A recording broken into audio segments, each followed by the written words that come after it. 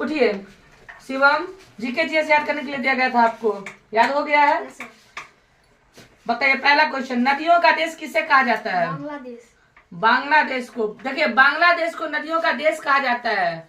बांग्लादेश को नदियों का देश कहा जाता है। क्यों कहा जाता है? क्योंकि बांग्लादेश में करीब करीब 700 से ऊपर नदियां है, समझे। और सबसे बड़ा डेल्टा भी बांग्लादेश में ही बनता है, गंगा और ब्रह्मपुत्र नदी के द्वारा, समझे। सबसे बड़ा डेल्टा बनाया जाता है, इसीलिए बांग्लादेश को नदियों का देश कहा जाता है। बहुत नदियां हैं, मतलब नदियों का जाल बिछा हुआ है पूरे देश में।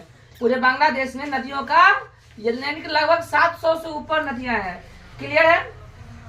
दांत खट्टे करने मुहावरा का अर्थ क्या है? दांत खट्टे करना मुहावरे का अर्थ क्या होता है? हराना, पराजित। हराना या पराजित करना।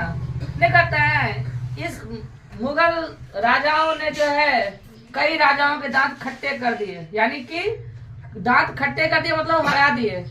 क्लियर है? इसके बाद किस देश के लोग कुत्ते का दूध पीते हैं? नॉर्वे देश के लोग।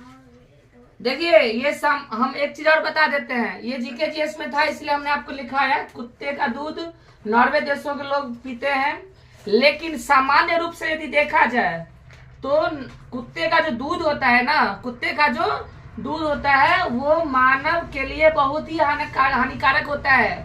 ये सामान्य नहीं है, इसलिए कभी ट्राई मत कर लेना कि चलो नॉर्वे देश के लोग कुत्ते का दूध पीते हैं तो हम लोग भी पी करके देखते हैं। ये सामान्य नहीं है, कई सारे रोग हो सकते हैं, इसलिए इसको ट्राई मत करिएगा। लेकिन वहाँ का भौगोलिक स्थिति उसके लिए उस कंडीशन से होगा, नॉर्वे देश के हो सकता है वहाँ के लोग पीते होंगे, लेकिन ये सामान्य रूप से नहीं है। सामान्य रूप से है कि भेड़ कहते हैं, बकरी, गाय, भैंस, इस सब के दूध जो है पीने लायक होते हैं। ठीक है ना?